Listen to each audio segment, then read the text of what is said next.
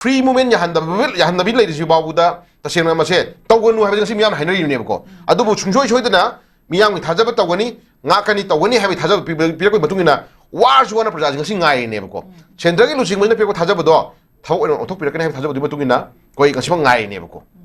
ado haji yengu tare let's see ko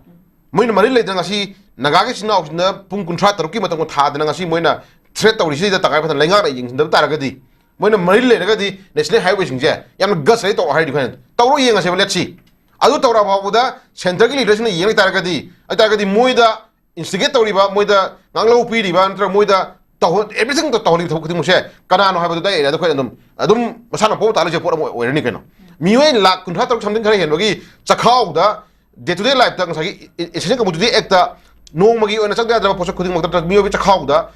chakhau pai sanna ba je chakhau pai ra ngasagi tong to wai je masigi chawba ga crime lete ko jinta jaduna lei posak se tangai fadana ekhoi kare haini ko chinna paningdre ko chinna paningdre yaragadi peace lakpa yaragadi shanti lakpa yaragadi manipur je hana ing tapa dugumba masagi leiba amada ima leiba manipur jo hanjan gi bo eragadi hena khoi kangso khang lakpani ko ado sainjum moina hauja naidana aikhoi naga instigate to manba ko aikhoi naga instigate to manba gi mong daga sagi injin man mai mong daga mana sagi naga gi sinau badnam pi basidi too much sida ama hen pot amani ko nagagi sinau talib dimani kari noise moi masana second thot agado ni ko moi nagagi sinau talib dimani kari noise kuki ge du ma me man da ka mus ne khan ma tango do ni moi gi marka su yam lei dai ne intellectual yam lei adagi le su hebe yam lei yam well qualified yam lei hai dai ne kuki gi nagagi sinau talib dimani kari noise moi usnang andra bro moi bo migi makana sanga ka migi imung da migi shumang mai da moi kem sa ge hai bra ba migi yum gi shumang da moi kem sa ge hai bra migi yum gi shumang da moi lection gi hai bra migi yum gi shumang da moi kedo gi hai bno ba ko adugumba poto tawbiganu hai bne ba aida masana ikai am thokpane ba ikai ba khangtra ba kangbu sungina asi adum crime to hon sani ka noisin dan moina to tabuk se koi yengsi let's see ko tawjunu ban blockade tawgera highway thingera boom kapakera natraga nang sai kara haini top kapakera mishine kapakera tawrasnu yeng let's see yengse ba ko ngasi phawda sahi ani ga thakare helab lamje center ki people direction matugina nongoi pikhalo ko pikhalli ko irang nemno honor jai baju irang nemno honor jari ko ngasi mak ekhoi manipur gi laimai imphal mai onda manipur gi laibiri badu mashe shogi leader maya amaga thadau gi laibiri bichinaw maya nugo makta ekhoi wari utai chanadana ape me da puthona dana ngasi peace program ya na hona bada ngasi ekhoi lori khungthang je ngasi khang ni patience lai ne bako ado nukshinna ba khoi kana nukshinna ba kai ge leirige ekhoi thina ai ne bako natra asigi matai da ona terena sigi matai da kare hani sigi matai da ona terena ekhoi crime sum chagalaga crime sum pa male mi kana na ba ngasi center gi losi bajin masi usman ngam drisine ekhoi ngai je adugi hendokna manipur gi adugumba ekhoi mayam gi thawai lan thunga kali lebi badugumba khogi mla mayam jina ngasi bawboda machin jidagi ko si yoksiladi henman gre si yoksiladi yarro ha bo hi ngasi bo haida da ngasi tumin silent inspector lady je masi mung ngok jani shude ba khoina ko aduna sigi area ji da ngasi meman ta da mayam na ngasi kuki du mayam na ngasi naga gi sinau sinda changchili phungje koi kari no kam do nu usman ngam da ngasi ka dore blame to bu hendokna ka dore 36 hour pung kunthra thar botam thagre ko sigi manung ka hendok to taraga di national highway sing blockade to hone haire ko let's see yeng to ro gon nari le to ro hajik working committee of kuki civil society organization je nari le to ro ko to ro yeng ase ba adu to ro ba uda to ra ni haire la ko to ni haire ji ba uda ta chengna lengak na traga na center leader singna yeng le taraga di adai area du da khoi library mla sing kai tholang lo da ga khoi adu question lak to re la ase ba ko yeng ase let's see tawino na khoi makhong pai khram du ngai re sin ta ja ko kuki gi dum la men tuer ba chung gi da khoi na ga blockade tawino gai makhong pai khram du ba ko blockade tawbir ka nu gai na khoi hajen ju du ga sim phim lak re ba ko then icha hatpi ga nu im manung mi hatpi ga nu ichi icha re tawbi ga nu gai da mani pu thuai da hona bi ga nu gai se khoi khoiram ha du ga sel e ba ko khoiram mo ai ju khoiram ja ge thokpi ro moi thokpi ro ab tak teben nei na rasi haina rasi ngana rasi es par logi matungi na kuthira ngana rasi ba ko moina pami ji manam chabra moina pam ji manam chabra den na mana manipur lenga ta any community mai tai community sina mogi community da hanthana yenge adu ta ta na mogi mla sing do thoro yenga si leina rasi ba ko mogi chakot thang ka yengre mogi chakot thang kai pidre mogi mla kari chuchambur esigi mla le jari mla duna mai kendra kari kana ka ta ge je kari kana na prokata ge mo sa hona hona ka duni kangpogi mla le jari minister oiri ko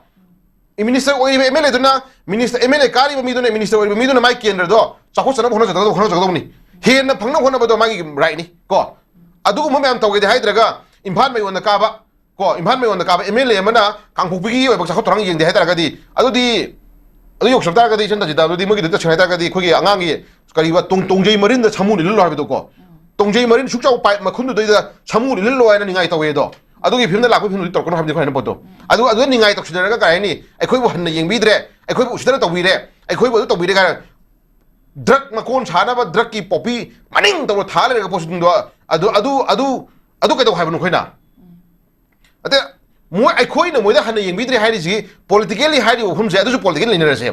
kara da kari yeng da ga khoi ni na ra se mo yi karai ba MLA magi ken karai ba MLA ko khoi khudam mo na sidi da khoi na yeng je ba tam da koina yeng ba yari si chanta jida se khudam moina lepo hokip ko tenok pel esigi ni